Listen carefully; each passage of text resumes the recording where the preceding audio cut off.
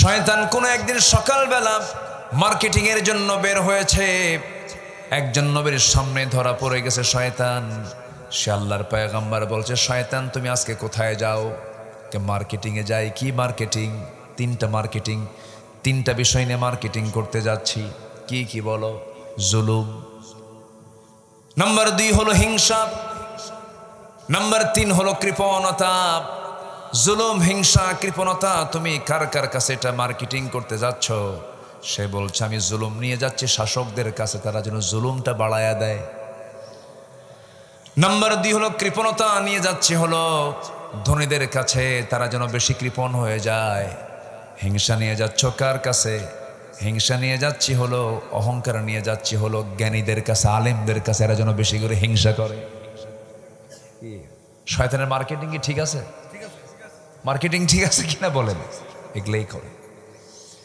এগুলো করা যাবে না। এই সমস্ত আচরণগুলো যদি কোনো বান্দার মধ্যে থেকে যায়, সে ব্যক্তি মুনাফিক হয়ে যাবে। আল্লাহ রাব্বুল আলামিন মুনাফিকদের ব্যাপারে বলেন, ইন্নাল মুনাফিকিনা ফিদ দারকিল আসফালি মিনান নার ওয়া লা তাজিদ লাহুম নাসীরা। আল্লাহ রাব্বুল আলামিন মুনাফিকদেরকে জাহান্নামের সবচেয়ে নিম্ন স্তরে রেখে দিবেন। আল্লাহ রাব্বুল আলামিন তাদেরকে দিয়ে জাহান্নাম উদ্বোধন করাবেন। কত ভয়ঙ্কর শাস্তি আল্লাহ পাক মুনাফিকদের জন্য রেখেছেন। ইসলামের যুগে যুগে যে ক্ষতিগুলো এসেছে, ক্ষতিগুলো করা হয়েছে, সবচেয়ে বেশি ক্ষতি করেছে কাফের নয়, মুশরিক নয়, একমাত্র হলো মুনাফিকের বাচ্চারা। মুনাফিক আছে না নাই? আছে। আমার বন্ধুগণ, নামাজ পড়লেই যে আপনি বড় ইমানদার হয়ে গেছেন তা নয়। নবীর পিছনে ইক্তেদা করে অনেক মুনাফিক ছিল, তারা জাহান্নামী হয়ে গেছে। নবীর ওয়াজ শুনতো তারা, নবীর কথা শুনতো তারা, চোখের পানি ফেলে ফেলে কাঁদতো তারা, কিন্তু তারা জাহান্নামী মুনাফিকের কারণে। আমার নবী যে একদিন বসে আছেন, এমন সময় এক এতিমের পক্ষ থেকে কিছু লোক এসে বলছে, ইয়া রাসূলুল্লাহ, এই এতিমের একটা বাগান আছে, সেই বাগানটা তার প্রাচীর দিতে হবে, কিন্তু সেই প্রাচীর দেওয়ার পথে একটা খেজুর গাছ বেজে যায়। প্রতিবেশী তার জমির সঙ্গে আরেকটা জমি আছে, সেই লোকের খেজুর গাছটা বেজে যাচ্ছে, প্রাচীর দেওয়া যাচ্ছে না, প্রাচীর দিতে সমস্যা হচ্ছে। আমার নবীর কাছে এমন রিপোর্ট যখন চলে আসলো, আমার রাসূল বলছেন, ওই জমিওয়ালাটাকে যার একটা খেজুর বেজে গেছে, প্রাচীর দিতে নেই, ইতিমের জন্য সমস্যা হচ্ছে, তাকে ডেকে নিয়ে আসো। তার নাম হলো আবু লুবাবা। আবু লুবাবা যখন সামনে আসলো, সামনে আসার সঙ্গে সঙ্গে রাসূল বলছেন, তুমি তো নামাজ পড়ো, তুমি তো আমার পেছনে ইক্তেদা করো, আমি তোমাকে একটা জান্নাতের অফার দিচ্ছি। ও আবু লুবাবা, তুমি যদি আমার এই এতিম বাচ্চার জন্য, এতিম শিশুর জন্য তুমি যদি এই একটা খেজুর গাছ যদি তার জন্য দান করতে পারো, মহান রব্বুল আলামিন তোমাকে সুন্দর একটা জান্নাত তোমাকে উপহার দিয়ে দিবেন। বলে ফেললেন মুহাম্মদ সাল্লাল্লাহু আলাইহি ওয়াসাল্লাম। আবু লুবাবা কথাটা শুনে বলতেছে, হুজুর, আমাকে জান্নাত দেওয়া হোক বা না হোক, আমি এই খেজুর গাছ ওরে দেব না। বলেন তো আমার নবীর কি মুখ থাকলো? আমার নবীজি চুপ মেরে গেলেন। এটা কেমন আজীব মানুষ! আমার রাসূল চুপ মেরে গেছেন।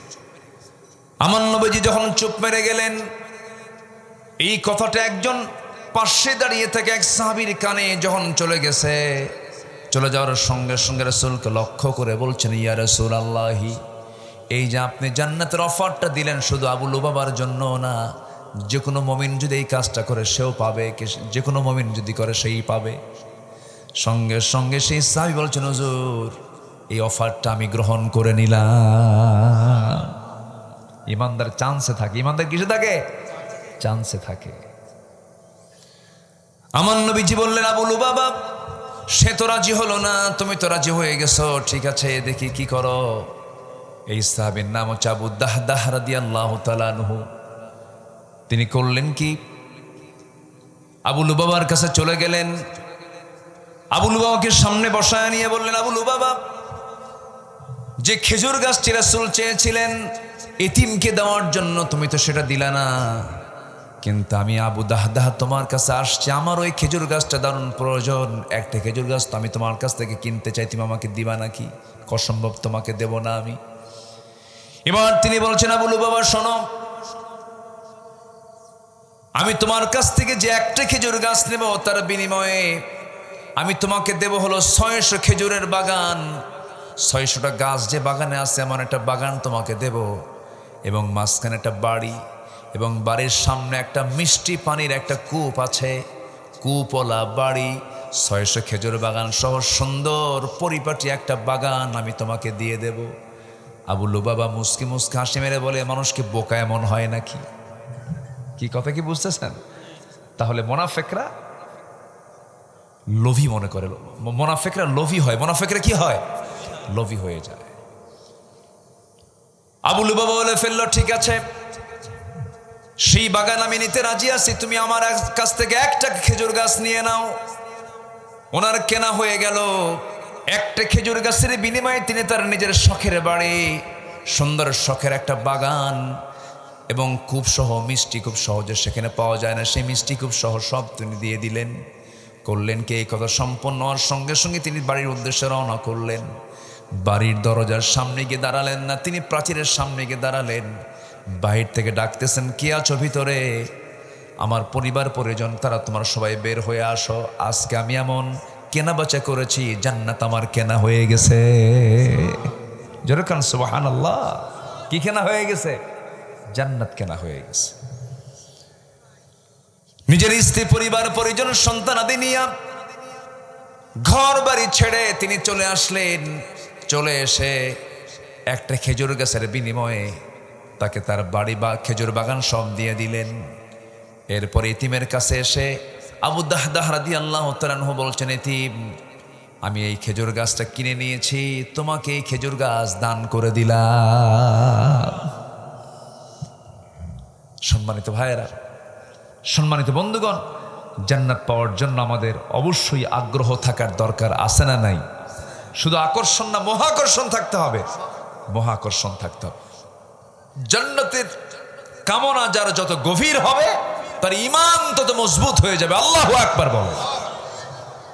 জান্নাতের লোভ থাকতে হবে, দুনিয়ার লোভ না, জান্নাতের লোভ, জান্নাতের লোভ, জান্নাতের কামনা থাকতে হবে। আল্লাহ রাব্বুল আলামিন জান্নাতে এমন জান্নাত রেখে দিয়েছেন যে জান্নাত বান্দা কখনো কল্পনা করতে পারে নাই, চোখ যেটা দেখে নাই, কান যেটা শোনে নাই,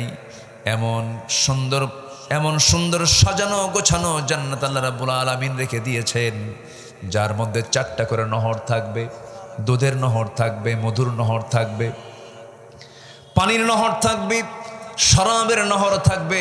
কিন্তু দুনিয়ার শরাবের মতো শরাব নয়, দুনিয়ার মদের মতো মদ নয়, যে মদ খেলে পরে লিভার পচে যায়, যে মদ খেলে পরে চোখটা লাল হয়ে যায়। কিন্তু জান্নাতের যে শরাবটা হবে, সেই জান্নাতের শরাব পান করার সঙ্গে সঙ্গে সে মাতাল হবে না, তার যৌবনটা ডাবল ডাবল হয়ে যাবে। চিৎকার মেরে বলি সুবহানাল্লাহ। আমার বন্ধুগণ, মুসলিম জীবনের, ইমানদারদের জীবনের কোনো কাজকে কখনো ফেলে দেওয়া যাবে না, কোনো সময়কে নষ্ট করা যাবে না। আল্লাহ রাব্বুল আলামিন সুন্দর করে বলছেন, হুয়াল্লাযী খালাকাল মাউতা ওয়াল হায়াতা লিয়াবলুয়াকুম আইয়ুকুম আহসানু আমালান ওয়া হুয়াল আজিজুল গফুর। তিনি সেই মহান প্রভু যিনি মৃত্যু এবং জীবন সৃষ্টি করেছেন যেন তিনি বুঝে নিতে পারেন তোমাদের ভিতরে কোন কোন বান্দাগুলো নেক আমল করে যেতে পারে। জোরে বলি সুবহানাল্লাহ। সময়টা দিয়েছেন নেক আমলের জন্য, সময়কে নষ্ট করা যাবে না। তাসের আসরে বসা যাবে না, মদের আসরে বসা যাবে না, জুয়ার আসরে বসা যাবে না, সময়কে নষ্ট করা যাবে না। সারাদিন ধরে একটা ছোট্ট বল দিয়া আর একখান ব্যাট দিয়া 50 ওভারের খেলা হয়, খুব তো তাহাজ্জুদের কাজ এটা।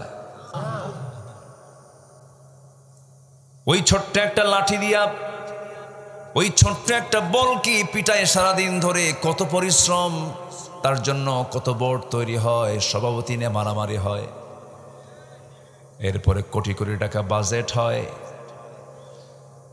হাজার হাজার কোটি টাকার সেখানে খেলা চলে। এত বাজেট, আমার দেশের মানুষগুলো কৃষিপ্রধান মানুষ, কৃষিপ্রধান দেশ, সেই দেশের কষ্টার্জিত ঘরমাক্ত টাকা দিয়ে এই সমস্ত কাজকর্মগুলো করা হয়। আমার বন্ধুগণ, আপনারা করেন ভালো কথা, কিন্তু আন্তর্জাতিক পুরস্কারগুলো নিয়ে আসে হলো কোরআন সুন্দর করে তেলাওয়াত করে, কোরআন হিফজ করে ফার্স্ট পুরস্কার নিয়ে আসে তারা। তাদের জন্য কিচ্ছু করা হয় না। বুকটা ফেটে যায়। ইরান যেটা, সে দেশের প্রধান সাংস্কৃতিক অঙ্গনের সবচেয়ে দামি মানুষ হচ্ছে যারা সুন্দর করে কোরআনটাকে পড়তে পারে। রাষ্ট্রের পৃষ্ঠপোষকতায় তাদেরকে সম্মান দেওয়া হয়। কিন্তু আমার দেশে সোনার টুকরাগুলো আছে, এত সুন্দর তেলাওয়াত আমার দেশের হাফেজদের, গোটা পৃথিবীর আরবের হাফেজরাও হেরে যায়। বিশাল ব্যাপার এটা, কিন্তু মূল্যায়ন করতে চায় না, সেদিকে কোনো হেডেক নেই। সম্মানিত ভাইয়েরা, সময় নষ্ট করার মতো কাজ ইমানদার করতে পারে না। আমি এখানে যদি আপনার প্রশ্ন করতে পারেন, এখন তো কত কথা, কোন দিক থেকে কে কোন কোট করে কোন দিকে আংশিক মেরে কি দিয়ে দেয়, ওটা বড় বোঝা মুশকিল। হুজুর ক্রিকেটের বিরুদ্ধে কথা বললো, এরকম হয়তো অনেকে লিখতে ই করতে পারে। কুল্লুল লাইবু হারাম, রাসূল বলেছেন সব খেলাই হারাম। সব খেলা কি হারাম? এটাকে আমার কথা না, বলেছেন মুহাম্মদ সাল্লাল্লাহু। এই খেলাকে কেন্দ্র করে বহু জুয়া হয় না? জুয়া হয় কিনা বলেন? হয়। আমি এটাকে কেমনে হালাল বলবো বলেন? আমার বন্ধুগণ, সোজা কথা কখনো মিষ্টি হয় না, সোজা কথা তিক্ত হয়। অকাউলুল হক ইন কানা মুররান, সত্য কথা বলা যদিও তা তিক্ত মনে হয়, এটি ইমানদারদের বৈশিষ্ট্য। ইমানদাররা কখনো এক সেকেন্ডের জন্য সত্য থেকে বিচ্যুত হবে না। আল্লাহ রাব্বুল আলামিন বলেন, ওয়ালা তালবিসুল হক বিল বাতিলি ওয়া তাকতুমুল হক। ওয়ালা তালবিসুল হক বিল বাতিল ওয়া তাকতুমুল হক। এখানে একজন নেতা কইল ওয়া তাকমুতুল হক, মানে আয়াত বলতে যায়া, নিজের এলেম জাহির করতে যায়, সে নিজেই চিত হয়ে পড়ে গেল। ঠিক আছে না? ঠিক। ওয়ালা তালবিসুল হক বিল বাতিলি ওয়া তাকতুমুল হক হবে না? সম্মানিত ওয়া তাকমুতুল হক কইছে, যাক চেষ্টা করছে তো। পার্লামেন্টে তেলাওয়াত করতে দিয়েছে বেশ কয়েক বছর আগে, বিগত 16 বছরের ফেরেশতাদের আমলে। এক এমপিকে তেলাওয়াত করতে দিয়েছে, এমপি তেলাওয়াত করতেছে, কেল হে আল্লাহ হে। শয়তান কয় তোর আমার তেলাওয়াত ভালো আছে। আচ্ছা, জিন, এই যে আজাজিল যেটা, ইবলিস যেটা, ওটা কি কম জানে? আস্তে কম জানে, ওটা অনেক জানে, কিন্তু বেশি জানা লোকই কিন্তু বেশি বদমাইশ হয়। কিছু আছে কিনা বলেন? জানে বেশি, আমল নাই, ও সবচেয়ে বড় বদমাইশ। ওটা জানার পরেও যে মানে না, ওর চেয়ে বড় বদমাইশ কে হতে পারে? সম্মানিত ভাইয়েরা, একটু কান লাগাই। তাহলে মূল লক্ষ্য হচ্ছে, আমরা এখানে খেলতে আসিনি, আমরা ঘুরতেও আসিনি, আমরা বেড়াতেও আসিনি, আমরা দায়িত্ব পালন করতে এসেছি। ইন্নী জাইলুন ফিল আরদি খলিফা, আমরা দায়িত্ব পালন করতে এসেছি। আমাদের দায়িত্ব আছে। বিড়ি খাওয়ার সময় আমাদের নাই। এত বিড়ি এই জাতি খায়। আজ বলুন তো, এই জাতি ভাত বেশি খায় না বিড়ি বেশি খায়? এত বিড়ি খায়। কুষ্টিয়াতে ওইদিকে প্রচুর তামাকের গাছ হয়, রংপুরে হয়, চিড়াঙ্গাইয়ের দিকে হয়। তো আমি কুষ্টিয়াতে একদিন আমি এক লোককে ডাক দিলাম, ভাই বললাম, এই যে বিশাল মাঠকে মাঠ এই তামাকের গাছ, তামাকের পাতা কিন্তু খুব সবুজ পাতা এবং বড় বড় পাতা, তরুতাজা পাতা, কাঁচা অবস্থায় দেখতে এত সুন্দর দেখা যায়, যেন কি যে বরকত আছে এর মধ্যে। তো আমি একজনকে বললাম, ভাই আচ্ছা, এই যে মাঠকে মাঠ লাগাইছে, বেড়া দেয় না কেন? জমিতে বেড়া না দিলে তো গরু ছাগল খাবে। হুজুর, গরু ছাগল তো কুত্তাও খায় না, কোনো পোকাও ধরে না, কোনো পোকার ঔষধও দেওয়া লাগে না। মানে এই তামাকের ক্ষতি পোকামাকড় বোঝে, গরু ছাগল বোঝে, 4 পা বোঝে। কয় পা বোঝে না? 2 পার নাম কি? উলাইকা কাল আনআম বাল হুম আদাল। আল্লাহ বলছে এরাও জানোয়ার। এরাও কি? এটা কি আমার কথা? আচ্ছা, রাগ করতেছেন আপনারা? এটা আমার কথা না তো। উলাইকা কাল আনআম বাল হুম আদাল, এর চাইতে খারাপ। কুত্তা তাও আমারে চেনে, বান্দা আমারে চেনে না। কুকুর আল্লাহকে চেনে, শুকর আল্লাহকে চেনে। সকল প্রাণী জিকির করে কার? শুধু সমস্যা কার? বান্দার। ওয়াইদা মাসসাহু শাররু জাজুআ ওয়াইদা মাসসাহুল খায়রু মানুআ। ভালো কিছু পেলেই আল্লাহকে ভুলে যায়, বিপদ আসলে পরে ঘাবড়ে যায়। এটা মানুষের চরিত্র না, এটা হওয়া যাবে না।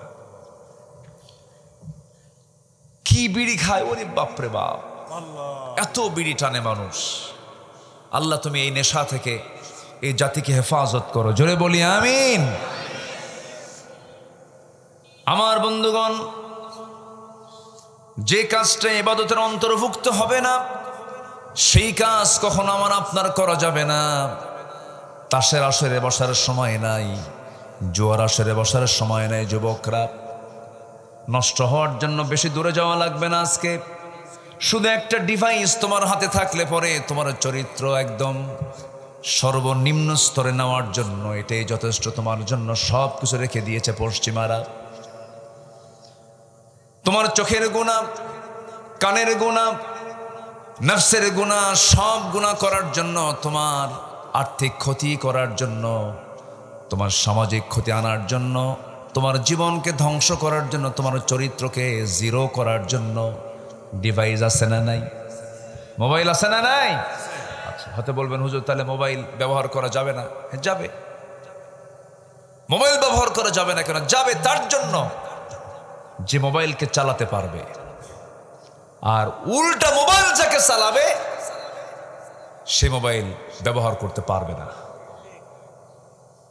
মোবাইল চালানো এত সস্তা নয়, এখানে বিশাল শক্তিমানের দরকার। অনেক বড় ফিতনা এটা। আজকে কত সংসার যে ভেঙে চুরমার হয়ে যাচ্ছে এই মোবাইলকে কেন্দ্র করে। আমি কি ভুল বলতেছি? ঘরে ঘরে আজকে আগুন, অশান্তি এই ডিভাইসকে কেন্দ্র করে। ইমো, লাইন, ভাইভার, হোয়াটসঅ্যাপ, আর কি মেসেঞ্জার, ইনস্টাগ্রাম, কুড়িগ্রাম। কি আমি কি ভুল কইছি? শেষেরটা কইছি কুড়িগ্রাম। তো এই যে বিভিন্ন ডিভাইস ঢুকা, মানে সে মেসেঞ্জারে ঢুকে গেল, গার্লফ্রেন্ডের ইতে চলে গেল, ফেসবুক ফ্রেন্ড না কই যান, ফেসবুক ফ্রেন্ডে ঢুকে গেল, এই যে নক করছে। এগুলো কি সওয়াবের কাজ না জেনার কাজ? বলেন, সওয়াবের কাজ না জেনার কাজ?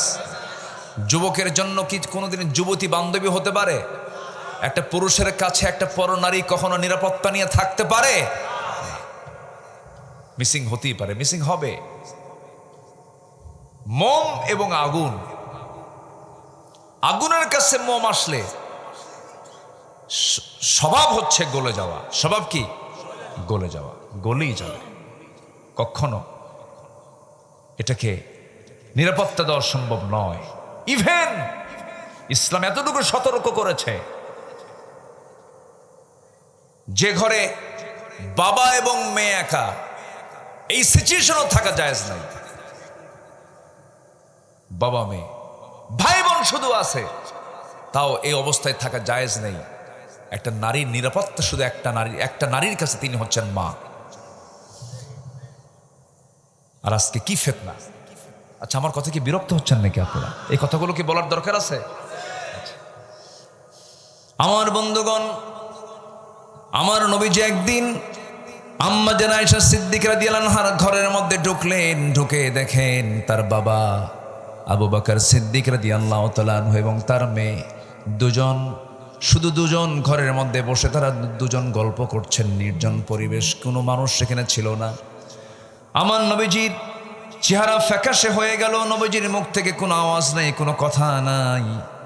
আমার নবীজির চেহারা যখন ফ্যাকাশে হয়ে গেছে, সাইয়েদনা আবু বকর সিদ্দিক রাদিয়াল্লাহু আনহু তিনি বলছেন, ইয়া রাসূলুল্লাহ, আপনারা মুখ থেকে হাসি বন্ধ হলে তো আমি দারুণ ভয় পাই। আমি তো আমার নিজের মেয়ের সঙ্গে বসে গল্প করছিলাম, রাসূল বলছেন, আবু বকর, তোমার নিজের মেয়ে হতে পারে, কিন্তু তোমরা যখন দুজন মিলে যখন কথা বলছিলা, পার্শ্বে কেউ না থাকার কারণে আমি দেখতে পেলাম, নবুয়তের চোখে দেখতে পেলাম, শয়তান তোমাদের মাঝে ওয়াসওয়াসা দেওয়ার জন্য সে তৃতীয় ব্যক্তি হয়ে বসেছিল। এমন পরিবেশও রাখা যাবে না। আল্লাহ রাব্বুল আলামিন বলেন, ওয়ালা তাকরাবুস জিনা ইন্নাহু কানা ফাহিশাতাও ওয়া সাআ সাবিলা। জিনার নিকটে যেও না, জিনার কাছাকাছি যেও না। অন্য কোনো পরনারীকে মেসেঞ্জারে নক দিও না, হোয়াটসঅ্যাপে তুমি তাকে নক দিও না, কথা বলতে যেও না, গুনাহ হয়ে যাবে, মারাত্মক গুনাহ হয়ে যাবে। নিকৃষ্ট পন্থা এগুলো। এই জন্য দুনিয়ার এই যে আমরা সফরে এসেছি, এই সফরের মূল লক্ষ্যটাকে পূরণ করার জন্য আল্লাহ রাব্বুল আলামিন বলছেন, বান্দা হারামকে বর্জন করো, হালালকে গ্রহণ করো। আল্লাহ রাব্বুল আলামিন সুন্দর করে বান্দাকে জানিয়ে দিচ্ছেন, আমি তোমাকে কেন দুনিয়াতে পাঠিয়েছি। আমারা আল্লা তা'বুদু ইল্লা ইয়াহু যালিকাদ-দীনুল কাইয়্যিম। আরেকটা কমন আয়াত যারা পারেন সঙ্গে ঠোঁট মিলিয়ে মিলিয়ে বলুন, ওয়ামা খালাকাতুল জিন্না ওয়াল ইনসা ইল্লা লিয়া'বুদুন। আমি জিন এবং ইনসানকে সৃষ্টি করেছি এই পৃথিবীতে শুধুমাত্র একটা উদ্দেশ্য, সেটা হলো বান্দা আমার গোলামি ছাড়া কারো গোলামি করতে পারবে না। তাহলে আমরা পৃথিবীতে আসার মূল লক্ষ্যটা আমরা জানতে পারলাম। আমাদের সকল কাজ হবে কার পদ্ধতিতে, কার নিয়মে, কার শরিয়া অনুযায়ী, কার বিধান অনুযায়ী। এক জায়গায় না, সব জায়গায়, সব জায়গায় হতে হবে। সচিবালয় কি আল্লাহর আইন আছে?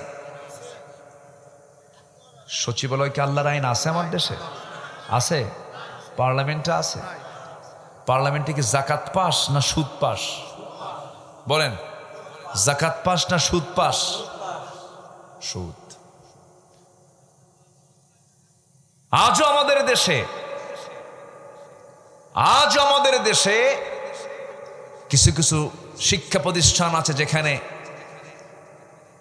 একটা নারী যদি বোরকা পরে যায় তার দিকে অন্য দৃষ্টিতে তাকায়। নেকাব পরার কারণে স্কুল থেকে বের করে দেওয়া হয়েছে, এমন দৃশ্য আমরা এখনো দেখতে পাচ্ছি। যে সমস্ত শিক্ষক নামের কলঙ্ক শিক্ষকরা মেয়েদের নেকাবে হেজাবে বাধা দেয়, আমি হলফ করে বলতে পারি ওর চরিত্রে সমস্যা, ওর জন্মে সমস্যা। সমাজকে ঠিক রাখার জন্য নামাজ দরকার, পর্দা দরকার। নামাজ দরকার, পর্দা দরকার। কোনটা আছে আমার দেশে? কোন আছে? মসজিদ আছে না নাই? সবচেয়ে বেশি মসজিদ কোন দেশে? মসজিদের শহর কোন শহরকে বলা হয়? ঢাকা। আর তুরস্কের ইস্তাম্বুলকে বলা হয় মসজিদের শহর হলো ঢাকা। 4.5 লক্ষ মসজিদ, অথচ মুসল্লি নাই। আমি কি ভুল বলছি?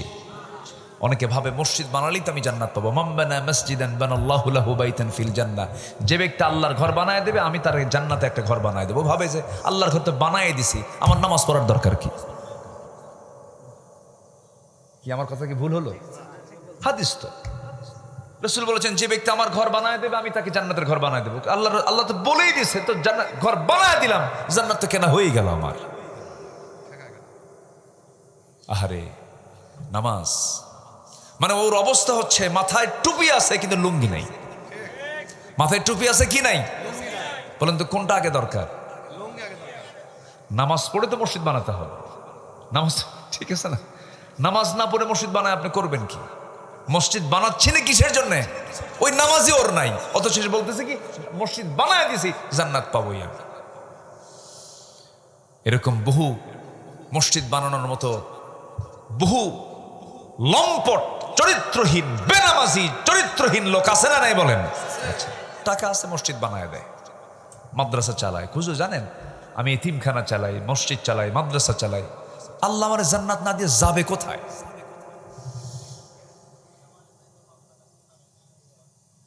আপনারা কি রাগ করতেছেন আমার কথায়? আমার কথা একটু মিষ্টি মিষ্টি ভাবসাব কম।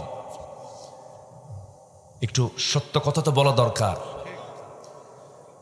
চোখে পানি কানলাম ঠিক আছে, কিন্তু আমার লেবাসটা হারাম, গুজাইবিল হারাম, তারপরে মালবাসুহু হারাম, গুজাইবিল হারাম, আমার কাপড়, আমার জামা, আমার খাবার সব হারাম। আমি চোখের পানি ফেলে ফেলে কেঁদে বলছি, আল্লাহ আমারে মাফ করে দাও। আল্লাহ ঠেকাও পরনে আপনাকে মাফ করতে। আল্লাহর কাছ থেকে মাফ চাইতে হলে কার শরিয়া মেনে চলতে হবে? কার শরিয়া? সুদ না জাকাত? বলেন সুদ না জাকাত? জাকাতের দিকে আমাকে আপনাকে কথা বলতে হবে। মনক্ষুণ্ণ হওয়া যাবে না। যেই দল করেন আপনারা, আমি কোনো আপত্তি করছি না, কিন্তু যেই দল আপনাকে জাহান্নামে নিয়ে যাবে সেই দল করা যাবে না। যে দল আপনাকে জান্নাতের দিকে নিয়ে যাবে সেই দলটা করতে হবে। কোন দল? আল্লাহ রাব্বুল আলামিন তাও জানিয়ে দিয়েছেন, ওয়ালতাকুম মিনকুম উম্মাতুন ইয়াদউনা ইলাল খায়রি ওয়া ইয়া'মুরুনা বিল মা'রুফি ওয়া ইয়ানহাউনা আনিল মুনকার। তোমাদের ভিতরে অবশ্য এমন একটা দল থাকা দরকার যে দল মানুষকে সৎ কাজের আদেশ দেবে, অসৎ কাজের বাধা প্রদান করবে, অসৎ কাজের তারা বাধা দেবে। নিজে সিনেমা বানাবে না, নিজের সিনেমা দেখবে না, কাউকে সিনেমা হতে দেবে না, বানাতে দেবে না। নিজে যাকাত দেবে, সুদ চলতে দেবে না, কাউকে সুদ খেতেও দেবে না। এটার নাম হলো সৎ কাজের আদেশ দেওয়া, সৎ কাজের বাধা দেওয়া। আমার দেশে কিছু কিছু লোক আছে, যা করো করো, নামাজটা অন্তত পড়ো, জান্নাত পাবা। আছে না? এরকম আছে না? মসজিদ মে নামাজ পড়ো, হোটেল মে শরাব পেও, মসজিদে গিয়ে নামাজ পড়ো, হোটেলে গিয়ে মদ খাও, আল্লাহকেও খুশি করো। এরপরে হোটেলে গিয়ে মদ খাও, আল্লাহকেও খুশি করো, শয়তান যেন বেজার না হয়। যেরকম নাউজুবিল্লাহ। ব্যালেন্স করে, কি করে? ব্যালেন্স। আল্লাহও থাকুক, শয়তানও থাকুক, দুটোকে সন্তুষ্ট করি। বিয়েই গেছে বিয়ের বাড়িতে, এই উদাহরণটা আমি শুনেছি আজ থেকে আরো 20-25 বছর আগে। মরহুম মকবুর এদেশের বক্তৃতা অঙ্গনের এক ব্রাইট স্টার ছিলেন, সুরের সম্রাট ছিলেন, মীর হাবিবুর রহমান যুক্তিবাদী রাহমাহুল্লাহ। নাম শোনেন না আপনারা? অনেক বড় মাপের একজন ওয়াইজ ছিলেন। তার সুরের যে মানে এত সৌন্দর্য ছিল, উনি এক বক্তৃতায় বলেছিলেন, বিয়েই গেছে বিয়ের বাড়িতে, তো যে বিয়ের বাড়িতে গেছে সেই বিয়ের বাড়িতে কাঁঠালের গাছ অনেক, কাঁঠাল পাকে না সহজে। তো কাঁঠালগুলো পেড়ে কাঁঠালের পেটের মধ্যে ঢুকায় দিছে হলো পেরেক। পেরেক ঢুকালে কাঁঠালটা সহজেই পাকে। তো বিয়ের বাড়ি ময়মনসিংহ, কিন্তু এই বিয়ের বাড়ি হলো আবার নাটোরের গুরুদাসপুরের দিকে। ওই এলাকায় আবার তরমুজ হয়। তো গুরুদাসপুরের বিয়ে গেছে হলো ময়মনসিংহ। ওই সিস্টেম দেখে আসছে যে কাঁঠালের ভিতরে পেরেক ঢুকালে পরে কাঁঠাল পাকে। তো এইদিকে চাচা, এইদিকে এই বিয়ে সাহেবের ওই তরমুজ পাকে না, পাকাবে কি দিয়া? তরমুজের মধ্যে ঢুকায় দিছে হলো পেরেক। বলেন শিক দিলে কি তরমুজ পাকে না পচে? পাকে না পচে? সব জায়গায় ব্যালেন্স চলে না। যেটা হারাম হারাম, যেটা হালাল হালাল। আমরা হারামকে বর্জন করব, হালালকে গ্রহণ করব। জোরে বলি ইনশাআল্লাহ, জোরে বলি ইনশাআল্লাহ। ইবাদত কবুল সবার হবে না, ইবাদত কবুলের কিছু শর্ত আছে। মোটামুটি 10টা শর্ত যদি পূরণ করতে পারি আল্লাহ পাক ইবাদত কবুল করবেন। 10টা শর্ত, একটাও বলিনি, বলবো, শুরু করব কেবল। ভয় পাচ্ছেন মনে হয়, কেবল শুরু হচ্ছে। কিন্তু 1 নাম্বার, কারো কোনো আপত্তি নেই তো? নাটোরের কি গোল্লা আছে কি? এখনো কাঁচাই আছে, পাকে না। তাহলে এ তো চির যৌবন, এটা কখনো পাকে না, শুধু কাঁচাই থাকে। আম পাকে, জাম পাকে, কি কাঁঠাল পাকে, লিচু পাকে, সব পাকে, শুধু নাটোরের কাঁচাগোল্লা কখনোই পাকবে না কিয়ামত পর্যন্ত। ঠিক আছে না? স্বাদও কমবে না। ভালো। আল্লাহ তুমি নাটোরের সকল ভাইকে ডায়াবেটিস মুক্ত রাখো, কারণ এই কাঁচা খাইয়া মরে যাবে। ঠিক আছে না? আল্লাহ তুমি নাটোরের প্রত্যেকটা মানুষকে কাঁচা গোল্লা পেট ভরে খাওয়ার মতো শরীরের ফিটনেস তুমি আল্লাহ দিয়ে দাও। জোরে বলি আল্লাহুম্মা আমিন। দোয়াটা কেমন হলো? ভালো হয়েছে, কারণ কাঁচা গোল্লা আপনার এলাকার কাঁচা গোল্লা ঠিক আছে, কিন্তু আপনার ডায়াবেটিস খাবেন কেমনে? সমস্যা। 10টা শর্ত আমরা পূরণ করব, তাহলে আমাদের ইবাদত আমরা যা বলবো আল্লাহ তাই কবুল করবেন। নাম্বার 1 হচ্ছে মুনাফিকি বাদ দেব। কি বাদ দেব বলেন? কি বাদ দেব? মুনাফিকি। যা দিয়ে আমি তেলাওয়াত দিয়ে শুরু করেছি, নুরু ওয়াজ কিন্তু শুরু, সময় লাগবে, তবে আমারও সময় কম। আমার ব্যাগ ট্যাগ বাঁধতে হবে, কালকে তো বহু দূর যেতে হবে। আমি এই 10টা পয়েন্ট সংক্ষিপ্ত করে বলি, আমি শেষের দিকে আস্তে আস্তে চলে যাব। মা বোনরা কি মাহফিল আসছে? বলি আলহামদুলিল্লাহ। মা বোনদের দিন বোঝার দরকার আছে না নাই? তাদের জান্নাত মনে হয় একটু ছোট হবে, পুরুষদের জান্নাত বড় হবে না সমান হবে? হ্যাঁ, সত্যি তো? আচ্ছা, তাহলে আমার মা হতাশার কোনো কারণ নাই। জান্নাতের কোনো কমতি আপনার হবে না। পুরুষকে যেই এরিয়া দেওয়া হবে আপনাকে সেই এরিয়াই দেওয়া হবে। যেরকম সুবহানাল্লাহ। কোনো কমতি হবে না, একদম সমান সমান দিবেন, খাবারও সমান দিবেন, সব সমান দিবেন, ফ্যাসিলিটিস সব সমান, কোনো কম বেশি হবে না। শুধু যদি দুনিয়াতে যদি আপনার স্বামী স্ত্রী যদি সুন্দর সম্পর্ক গড়ে নামাজি হয়ে দুইজনের চরিত্রের সৌন্দর্য নিয়ে যদি দুনিয়া থেকে বিদায় হতে পারেন, দুইজনই জান্নাতে, একই জান্নাতে দুইজন জান্নাতের নিয়ামত ভোগ করবেন। কি বুড়িকে সাথে নেবেন না? দেন, কিচ্ছু কয় না বুড়ো চাচা। বুড়িকে নেবে না সাথে, বুড়ি যাবে না তো, ওই বুড়ি ষোড়শী হবে। কেউ তো সুবহানাল্লাহ বললেন না। সেটাই, সব ষোড়শী হয়ে যাবে, কেউ বুড়ি থাকবে। এক বুড়িকে দেখে রাসূল বলেন এই বুড়ি কখনো জান্নাত পাবে না, বুড়ি তো কাইন্দে শেষ। রাসূল মজা করতেন কিন্তু। বেশ কিছুক্ষণ পরে রাসূল বললেন, বুড়িমা আপনি কাঁদেন কেন? তিনি বলছেন, ইয়া রাসূলুল্লাহ, আপনার জবান থেকে বের হয়েছে আমি কখনো জান্নাত পাবো না। রাসূল এবার মুস্কি হাসি মেরে সুন্দর দুটো দাঁত, সামনের দুটি দাঁত সুন্দর করে বের হলো, মুস্কি হাসি মারলেন, সুন্দর করে হাসি মেরে বলছে, বুড়িমা কাঁদেন কেন? কোনো বুড়ি জান্নাত পাবে না, কিন্তু বুড়ি জান্নাত পাবে। বুড়ি হয়ে জান্নাতে থাকবে না, ষোড়শী হয়ে জান্নাতে থাকবে। যেরকম সুবহানাল্লাহ। বুড়িমা আপনার এই কুচকে চামড়া থাকবে না, আপনি ষোড়শী হয়ে চির যৌবন নিয়ে আপনি জান্নাতের মধ্যে থাকবেন। আল্লাহু আকবার বলেন। যৌবনের কোনো কমতি হবে না, শরীরের শক্তির কোনো কমতি হবে না।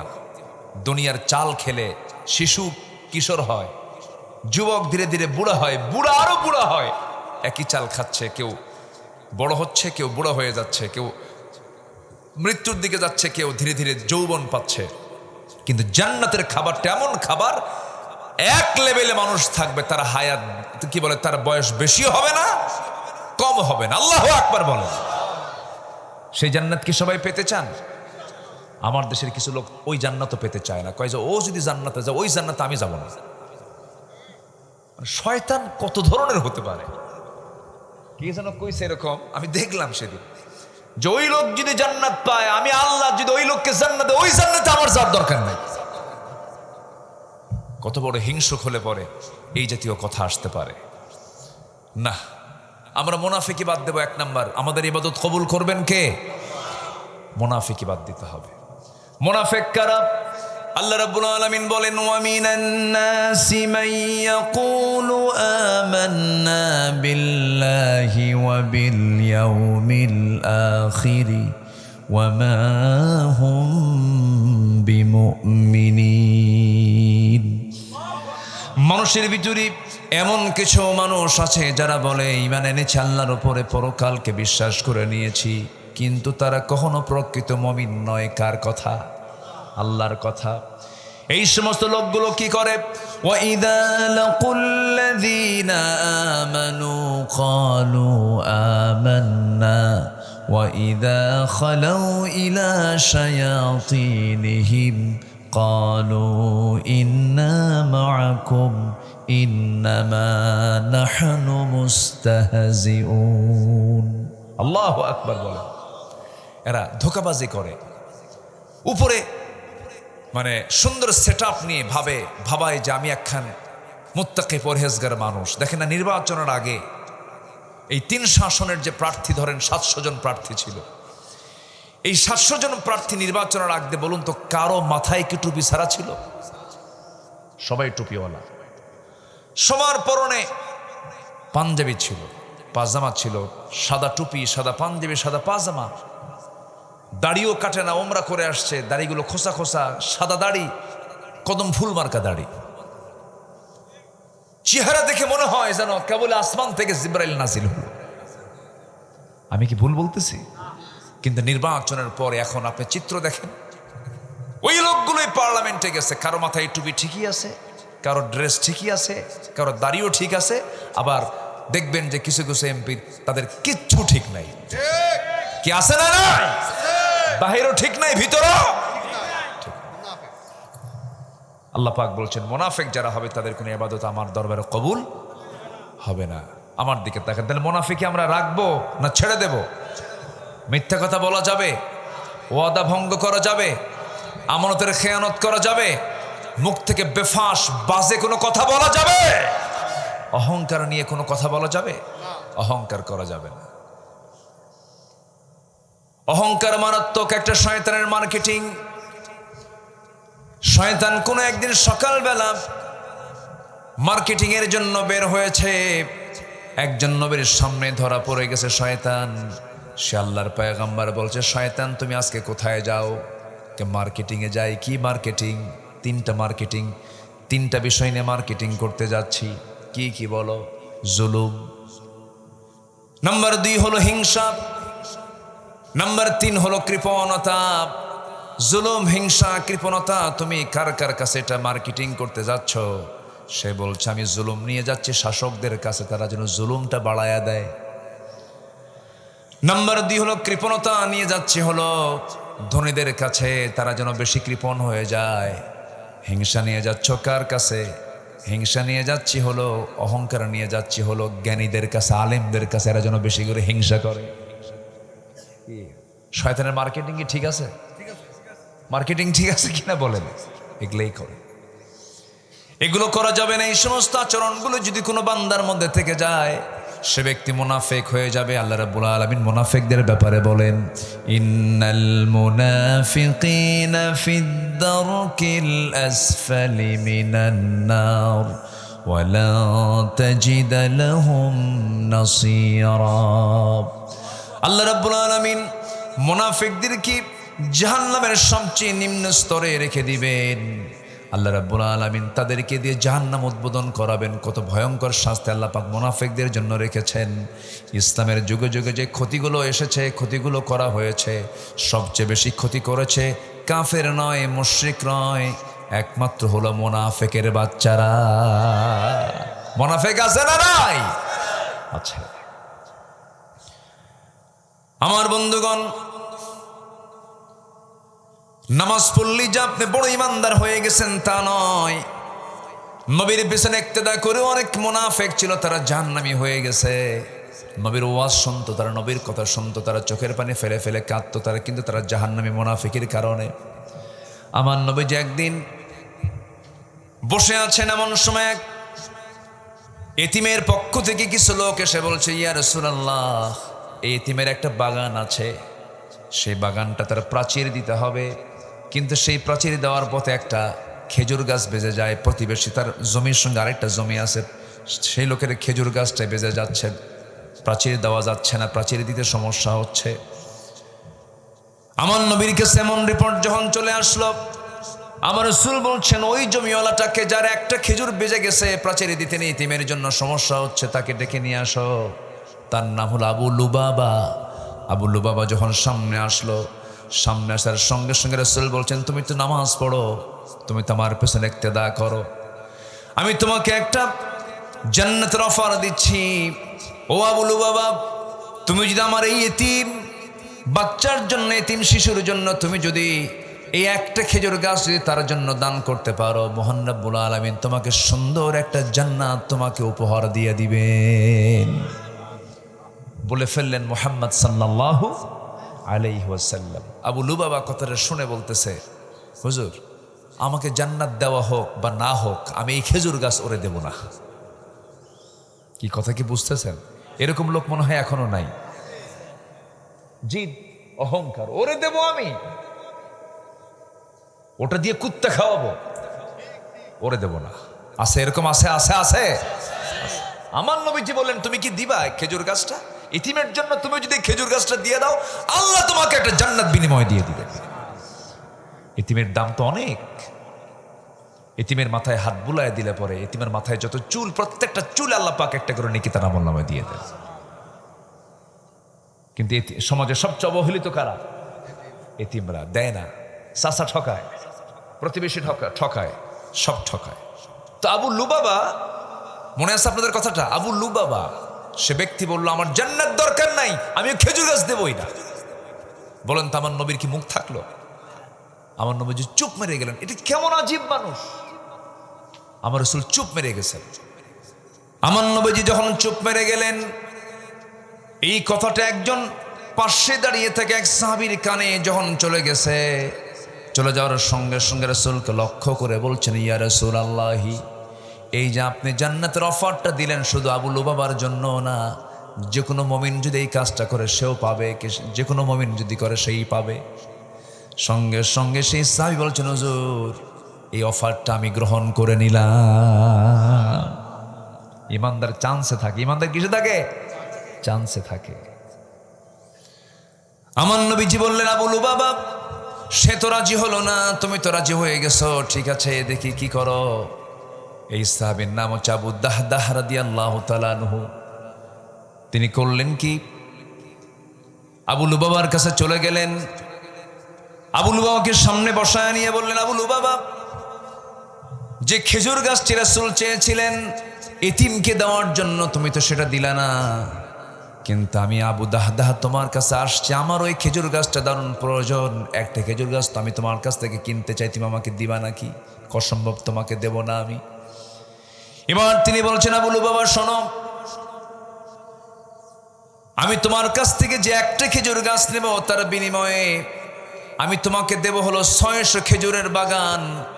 600টা গাছ যে বাগানে আছে, এমন একটা বাগান তোমাকে দেব, এবং মাঝখানে একটা বাড়ি, এবং বাড়ির সামনে একটা মিষ্টি পানির একটা কূপ আছে, কূপওয়ালা বাড়ি, 600 খেজুর বাগান সহ সুন্দর পরিপাটি একটা বাগান আমি তোমাকে দিয়ে দেব। আবু লুবাবা মুস্কি মুস্কি হাসি মেরে বলে, মানুষকে বোকা এমন হয় নাকি? কি কথা কি বুঝতেছেন? তাহলে মুনাফিকরা লোভী মনে করে, মুনাফিকরা লোভী হয়। মুনাফিকরা কি হয়? লোভী হয়ে যায়।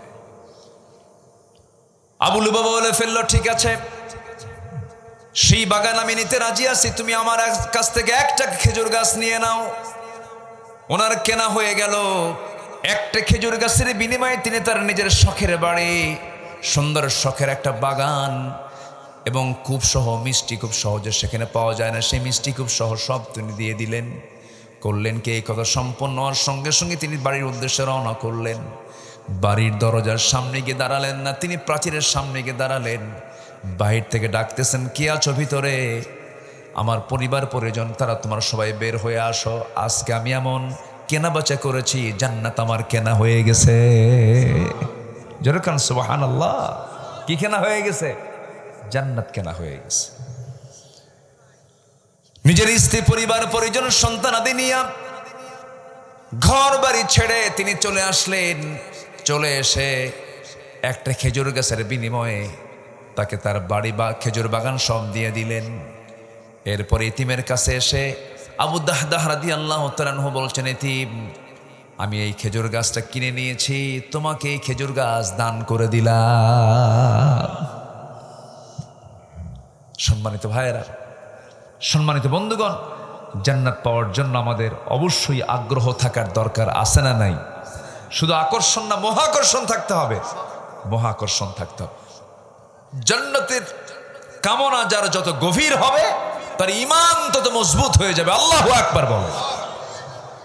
জান্নাতের লোভ থাকতে হবে। দুনিয়ার লোভ না, জান্নাতের লোভ। জান্নাতের লোভ, জান্নাতের কামনা থাকতে হবে। আল্লাহ রাব্বুল আলামিন জান্নাতে এমন জান্নাত রেখে দিয়েছেন যে জান্নাত বান্দা কখনো কল্পনা করতে পারে নাই, চোখ যেটা দেখে নাই, কান যেটা শোনে নাই। এমন সুন্দর সাজানো গোছানো জান্নাত আল্লাহ রাব্বুল আলামিন রেখে দিয়েছেন, যার মধ্যে 4টা করে নহর থাকবে। দুধের নহর থাকবে, মধুর নহর থাকবে, পানির নহর থাকবে, শরাবের নহর থাকবে। কিন্তু দুনিয়ার শরাবের মতো শরাব নয়, দুনিয়ার মদের মতো মদ নয়, যে মদ খেলে পরে লিভার পচে যায়, যে মদ খেলে পরে চোখটা লাল হয়ে যায়। কিন্তু জান্নাতের যে শরাবটা হবে, সেই জান্নাতের শরাব পান করার সঙ্গে সঙ্গে সে মাতাল হবে না, তার যৌবনটা ডাবল ডাবল হয়ে যাবে। চিৎকার মেরে বলি সুবহানাল্লাহ। জান্নাতের সবাই এই নহরগুলো, এই প্রস্রবণগুলো সবাই গ্রহণ করবো না ইনশাআল্লাহ? দুধের নহর, মধুর নহর, পানির নহর, শরাবের নহর। আল্লাহু আকবার বলে। দুনিয়ার দুধ পান করলে পরে মানুষ বুড়া হয়ে যায়, দুনিয়ার মধু পান করলে পরে মানুষ বুড়া হয়ে যায়, কিন্তু জান্নাতের মধু, জান্নাতের দুধ একবার পান করলে সে আর কোনোদিন বুড়া হবে না। আল্লাহু আকবার। জান্নাতের মধ্যে হুর থাকবে পুরুষের জন্য, যাকে লাম ইয়াতমিসহুন্না ইনসুন ক্বাবলাহুম ওয়ালা জান, যাকে কখনো জিন এবং ইনসানি স্পর্শ করে নাই। আল্লাহু আকবার বলে। সেই হুরগুলো নিবেন না চাচা? চাচা চলে গেল। এই চাচা, ও আচ্ছা, সবাই জান্নাত নেব, জান্নাত নেব, জান্নাতে নেব না ইনশাআল্লাহ? জান্নাতে হুর আছে না নাই? আচ্ছা, হুর আছে। আল্লাহ পাক পুরুষের জন্য হুর রেখে দিয়েছেন। তবে হুরের গল্পগুলো বউদের সামনে করলে পরে বউরা হুর নিয়েও হিংসা করে কিনা? আল্লাহ পাক নারীদের কেমন করে বানিয়েছেন। হুরের গল্প বেশি করা যাবে না তাদের সাথে। আমি তোমাকে পেতে চাই জান্নাত, এটা বলতে হবে, দেখবেন মোহাব্বত বেড়ে যাবে। বলি আলহামদুলিল্লাহ। তুমি আমার দুনিয়ার জান্নাত, তুমি আমার আখিরাতের জান্নাত। আল্লাহু আকবার, এটা বলতে হবে। হুরের গল্প বিশেষ করে সকালবেলা করলে সমস্যা নেই, কিন্তু রাতের বেলা যদি ভুল করে করেন তাহলে কিন্তু বিপদটা খুব ঘন হয়ে আসবে। হয়তো হঠাৎ করে গল্প করতে, জানো জান্নাতের মধ্যে আল্লাহ পাক এত হাজার হুর দিবেন, তখন বলবে শোনো, গল্প টল্প বাদ দিয়া তুমি সিট হইয়া অথবা কাইত হয়ে ওই দিক হয়ে শুয়ে আমার দিকে তাকাবা না। কিন্তু কি কথা কি বুঝতে, এটা হচ্ছে মেয়েদের নেচার। রাসূল দোয়া করছেন, আল্লাহ তুমি আমার খাদিজাকে জান্নাতের মেহমান বানাও। পিছন থেকে আম্মা জান আয়েশা বলে, হুজুর বুড়ির জন্য এখনো কান্দা লাগে? এটা মেয়েদের নেচার। আম্মা জান আয়েশা সিদ্দিকা বলেন, হুজুর সালমা তো খাটো। সালমা কি খাটো? রাসূল বললেন, তোমার যে লাকাদ কুলতি, তুমি যে কথাটা বললা খাটো, এই কথা যদি সাত দরিয়ায় যদি ফেলে দেওয়া হতো, সাত দরিয়ার পানি দুর্গন্ধ হয়ে যেত। কাউকে খাটো বলাও জায়েজ নাই, কাউকে গালমন্দ করা জায়েজ নাই। আপনি খাটো বলছেন, আপনি আল্লাহর সৃষ্টিকে গালমন্দ করছেন। বউটা একটু কালো হয়েই গেছে, মন খারাপ করবেন কেন? বিয়ে করছে 3 দিন পরে কান্দে।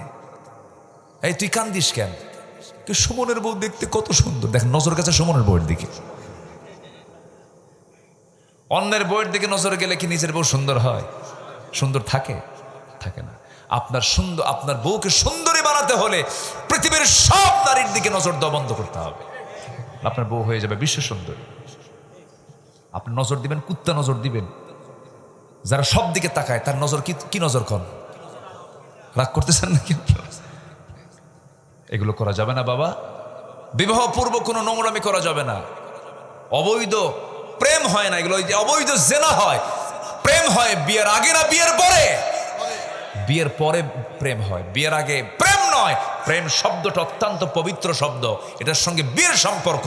বিয়ে ছাড়া সবগুলো হলো জেনা, জেনা, জেনা। সেদিন একজন লোক আমার কাছে এসে দোয়া চাচ্ছে, হুজুর একটু দোয়া করবেন কি? আমাদের না লাভ ম্যারেজ। আমি কই লুচ্চা ম্যারেজ তোর। তুই ক্যাম্পাসের সামনে গাছের গোড়ায় গোড়ায় বসে বসে বাদাম খাইছিস, তোর এটা লাভ ম্যারেজ না? এগুলো চলবে না, নট এলাও। এগুলো ভাইরাস, এগুলো রোগ, এগুলো অসুখ। এগুলো সমাজে রোগ ছড়িয়ে দেওয়া, এগুলো করা যাবে না। কোনো বরকত নাই, কোনো বরকত নাই, বরকত নাই। যখন চুলকায়, দাউদ যাদের হইছে, যখন চুলকে খুব মজা লাগে, খেলে মজাই লাগে। যখন চুলকানি থেমে যায়, পানি পড়ার সঙ্গে সঙ্গে আরেক জ্বালা। ঠিক কিনা? এটাই হচ্ছে এটার ফলাফল। কোনদিন বাপমার অনুমতি ছাড়া, বাপমার রহমত ছাড়া, বাপমার দোয়া ছাড়া যে বিয়ে আছে, সেই বিয়েতে রহমত নাই, রহমত নাই, রহমত নাই। কথা ক্লিয়ার? কথা ক্লিয়ার? এগুলো করবা না। তাহলে ইবাদত কবুল হওয়ার জন্য শর্ত হলো 10টা। কয়টা বলেন তো? 10টা। এর মধ্যে 1 নম্বর হলো মুনাফিকি বাদ দেব। সবাই কি রাজি আছেন? নির্বাচনের আগে এক বক্তব্য, নির্বাচনের পর আরেক বক্তব্য। মুনাফিকের চরিত্র, মুনাফিকের চরিত্র, মুনাফিকের চরিত্র। মুনাফিকদের কোনো নেতৃত্ব আমরা মানি না। রাজি আছেন কারা কারা? হাত উঁচু করে দেখান মুসলমান। আল্লাহু আকবার।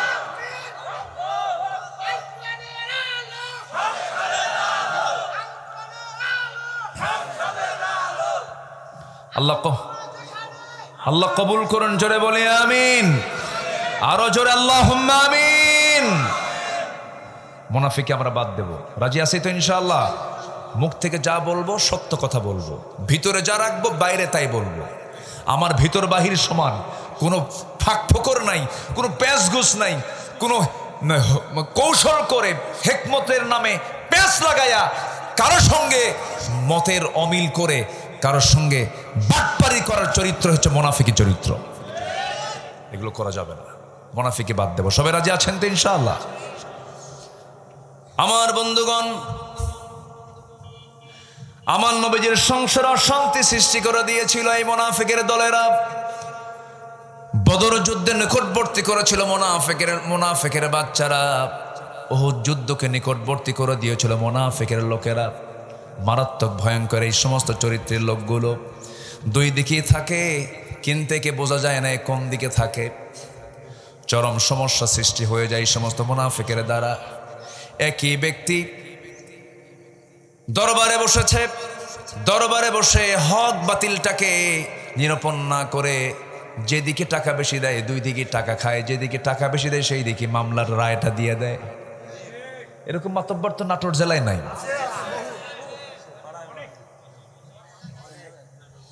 চিন্তা করা যায়, মানে দরবারে বসছে, বিচারের রায় নামাবে, ঠিক আছে রায় নামাবে, দুই দিক থেকে টাকা খায়, যার টাকার পরিমাণ বেশি হয় তার দিকে রায় যায়, তোকে আল্লাহ উল্টা করে জাহান্নামে ঢুকায় দেবে। আমার ওয়াজে সবাই আজকে সন্তুষ্ট হবেন না। এগুলো করা যাবে না, এগুলো মুনাফিক। এগুলো কি বলেন? মুনাফিক।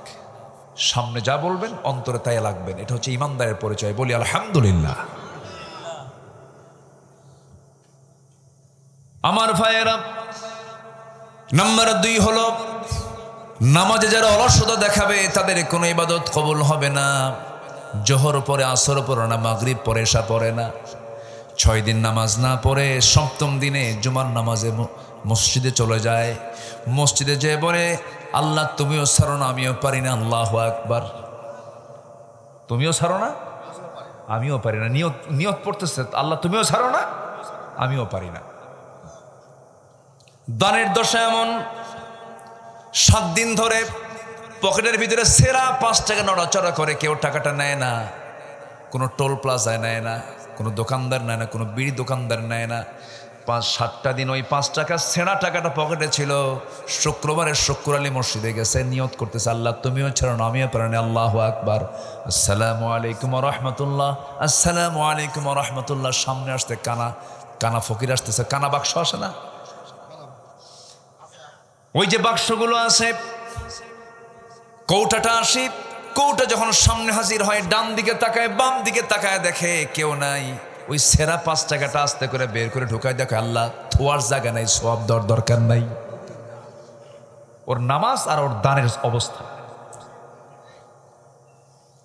মাথায় একখান টুপি পরে আসে, দাদার আমলের টুপি। কার আমলের?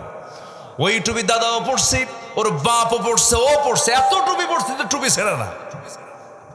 আছে কিনা বলেন? আছে কিনা? এগুলো দিয়ে জান্নাত নিবেন? সর্বনিম্ন জান্নাত আল্লাহ পাক দিবেন হলো 10টা পৃথিবীর মতো একটা জান্নাত। এরকম চরিত্র নিয়ে জান্নাত এরকম পাওয়া যাবে না, অসম্ভব। নামাজের মতো নামাজ পড়তে হবে।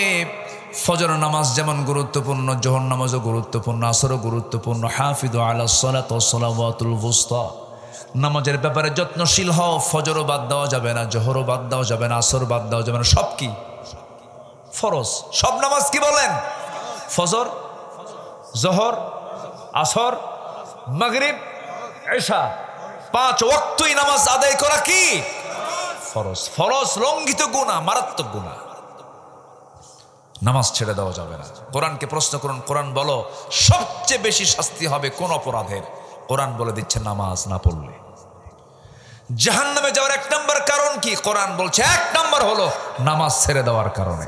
ক্বালু লাম নাকু মিনাল মুসাল্লিন ফাখলাফা মিন বা'দিহিম খালফুন আদাউস সালাহ ওয়াত্তাবাউশ শাহাওয়াত ফাসাউফা ইয়ালকাউনা গায়্যা।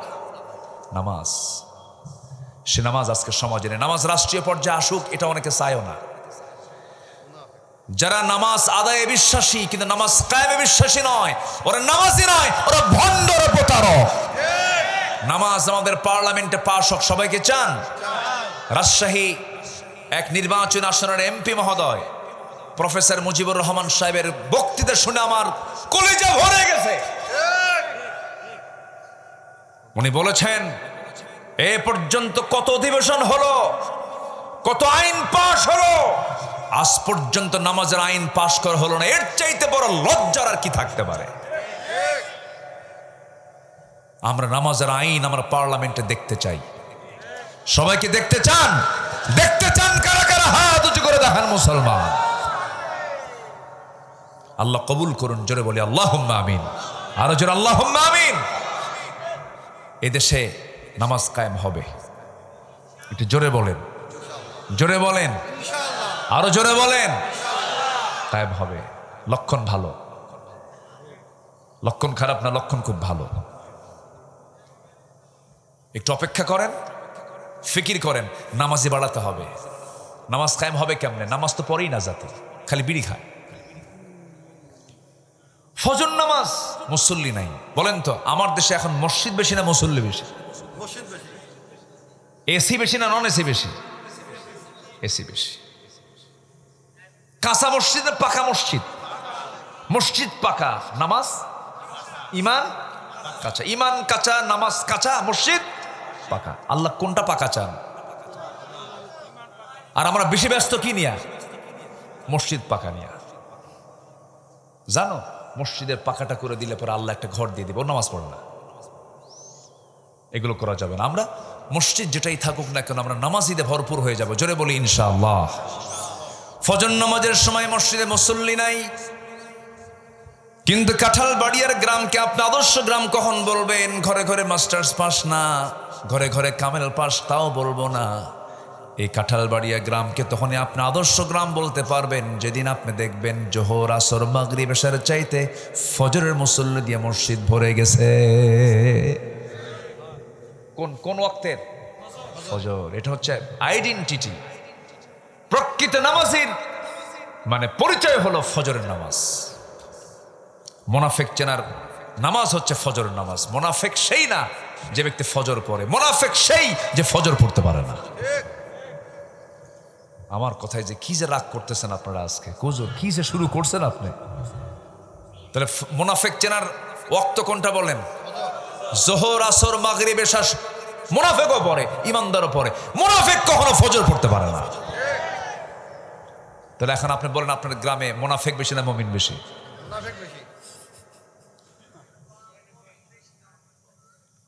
আল্লাহু আকবার। আল্লাহ তুমি নামাজি বানাও। জোরে বলি আল্লাহুম্মা আমিন। নামাজ ভিত্তিক সমাজ গড়ে তোলার কাজ করার তৌফিক দান করো আল্লাহ। তুমি এই দেশকে তুমি নামাজের দেশ হিসেবে কবুল করে নাও। 2 চলে গেল। নাম্বার 3 হলো আল্লাহ এবং রাসূলের যারা চরম অবাধ্যতা করবে, সীমা লঙ্ঘন করবে, আল্লাহ রাব্বুল আলামিন বলছেন আমি তাদেরকে জাহান্নামে ঢুকাবো। এবং তাদের জন্য সে যে জাহান্নামটা দেব সেই জাহান্নামটাকে তারা তাদের জন্য স্থায়ী করে ফেলবো। ওয়ামান ইয়াসিল্লাহা ওয়া রাসূলাহু ওয়া ইয়াতাআদ্দা হুদুদাহু ইউদখিলহু নারান খালিদান ফিহা ওয়া লাহু আযাবুম মুহিন। জোরে বলুন আল্লাহু আকবার। নাম্বার 4 হলো আল্লাহর সঙ্গে যারা শিরিক করবে তাদের কোনো ইবাদত কবুল হবে না। নাম্বার 5 হলো সামনে পেছনে যারা পরনিন্দা করবে তাদের কোনো দোয়া কবুল হবে না। ওয়াইলুল লিকুল্লি হুমাযাতিল লুমাযাতিনিল্লাযী জামা'a মালান ওয়া আদ্দাদাহু ইয়াহসাবু আন্না মালাহু আখলাদাহু। নাম্বার 6 হলো আল্লাহকে যারা ভুলে থাকবে, মন্দ কাজে যারা উদ্বুদ্ধ করবে, আল্লাহ পাক তাদের কোনো ইবাদত কবুল করবেন না। দেখবেন একই ব্যক্তি আল্লাহর সামনে নাম লাগানো, এই লোকটা নামাজের মসজিদেও যায়, আবার যাত্রার মঞ্চেও যায়, আবার মদের আসরেও বসে। এমন লোক বুঝে নাটোর জেলায় নাই? আছে না? নাই, আছে। আল্লাহ পাক এদের কোনো ইবাদত কবুল করবে না। নামাজি কখনো মদের আসরে বসতে, নামাজি কখনো তাসের আসরে বসতে, নামাজি কখনো মিথ্যা মামলার সাক্ষী হতে পারে না। নাম্বার 7 হলো শয়তানের যারা পদাঙ্ক অনুসরণ করবে, আল্লাহ পাক তাদের কোনো ইবাদত কবুল করবেন না। নাম্বার 8 হলো রিয়া বা লোক দেখানো ইবাদত যারা করবে তাদের কোনো ইবাদত কবুল করবেন না। ইন্নাল মুনাফিকিনা ইউখাদিউনাল্লাহা ওয়া হুয়া খাদিউহুম। জোরে বলুন আল্লাহু আকবার। ওয়া ইযা কামু إلى الصلاة قاموا كسالى يراءون الناس ولا يذكرون الله إلا قليلا। সূরা নিসা 142 নম্বর আয়াত। যারা লোক দেখানো কাজ যারা করবে তাদের কোনো ইবাদত কবুল করা হবে না। নাম্বার 9 হলো কুফরি যারা করবে তাদের কোনো ইবাদত কবুল হবে না।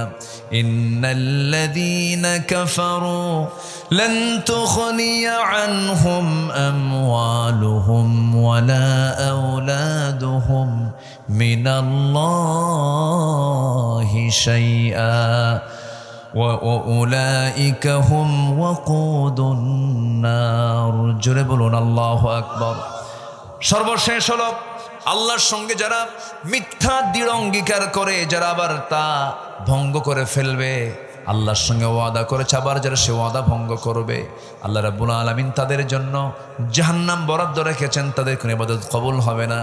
ফালাম্মা আতাহুম মিন ফাদলিহি বাখিলু বিহি ওয়া তাওয়াল্লাউ ওয়া হুম মু'রিদুন। জোরে বলুন আল্লাহু আকবার। এই 10টা শর্ত আমরা পূরণ করব, জোরে বলি ইনশাআল্লাহ। ফজর পড়বেন কারা কারা? ফজর পড়বেন কারা কারা? যুবকরা এখানে আছে? এই রফিক ভাই, যুবকরা আছে? যুবকরা আছে?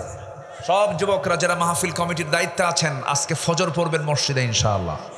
জোহর, আসর, মাগরিব, এশা এক ওয়াক্ত নামাজ কেউ ছাড়বো না। চিৎকার মেলে বলি ইয়া আল্লাহ, আমাদেরকে ফজর, জোহর, আসর, মাগরিব, এশা 5 ওয়াক্ত সালাত আদায় করার তৌফিক তুমি আল্লাহ দিয়ে দাও।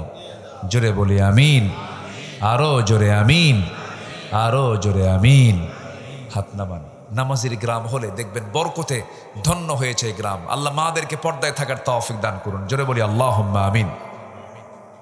আমার ভাইয়েরা, সেই নামাজটা আবার কন্টিনিউ করতে হবে, সুন্দর মনোযোগ দিয়ে নামাজটা পড়তে হবে, জামাতের সঙ্গে পড়তে হবে, মনোযোগ দিয়ে নামাজগুলো পড়তে হবে। আমার বন্ধুগণ, বহু নামাজি আছে নামাজে কি পড়ে তাও মনে থাকে না, কিছু বোঝে না। আছে না নাই বলেন? আছে। নামাজ পড়ে কি এটাও মনে থাকে না।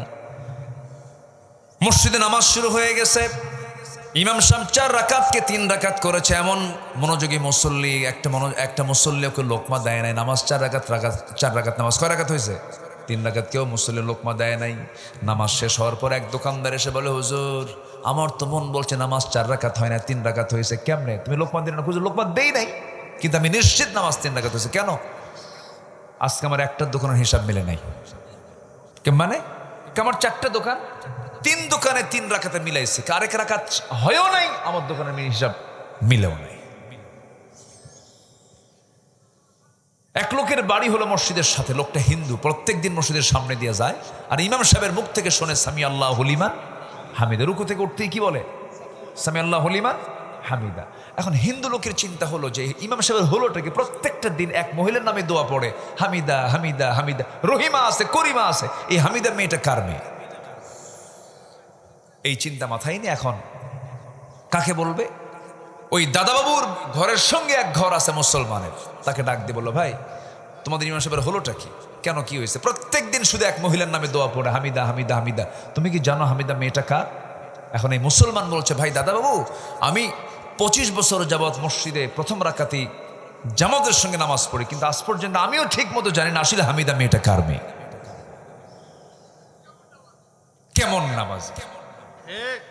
তো এরকম নামাজে আমরা হব না, আমরা বুঝে শুনে নামাজ পড়বো। জোরে বলি ইনশাআল্লাহ। এক সাহাবী রাসূল দায়িত্ব দিলেন, তুমি সীমান্ত প্রহরা দাও। 2 সাহাবী আব্বাদ এবং আম্মারকে, দুজনকে দায়িত্ব দিলেন। সীমানায় তারা দাঁড়ায় আছেন যেন শত্রুপক্ষ আক্রমণ না করতে পারে। আমার বন্ধুগণ, শত্রুপক্ষ যেন আক্রমণ না করতে পারে, আব্বাদ এবং আম্মার রাদিয়াল্লাহু তাআলা আনহু এবার করলেন কি, দায়িত্ব পালন করছেন। হঠাৎ করে আম্মার বলছেন, ভাই আমার তো ঘুম চলে আসছে, আমি ঘুমায়া পড়ি। যাও ঘুমায়া যাও। আব্বাদ মনে মনে চিন্তা করলেন, খামাখা দাঁড়ায় থেকে তরবারি হাতে নিয়ে লাভ কি, নামাজে দাঁড়ায়া যাই। ওযু মানলেন, নামাজে দাঁড়ায় গেছেন। নামাজে দাঁড়ানোর সঙ্গে সঙ্গে শত্রুপক্ষ তাকে টার্গেট করে একটা তীর মেরে দিয়েছে নামাজের ভিতরেই। ডান পায়ে তীর ঢুকেছে, নামাজ ছাড়েন নাই। 2 রাকাতে আবার তিনি দাঁড়ায় গেলেন, আরেকটা তীর তার বাম পায়ে মেরেছে, তীর ঢুকে পড়েছে, ফিঙ্কি দিয়ে রক্ত গড়ে গড়ে পড়ছিল। ঘুমন্ত সাহাবীর গায়ে যখন ফিঙ্কি দিয়ে যখন রক্ত পড়েছে, গরম অনুভূত হয়েছে।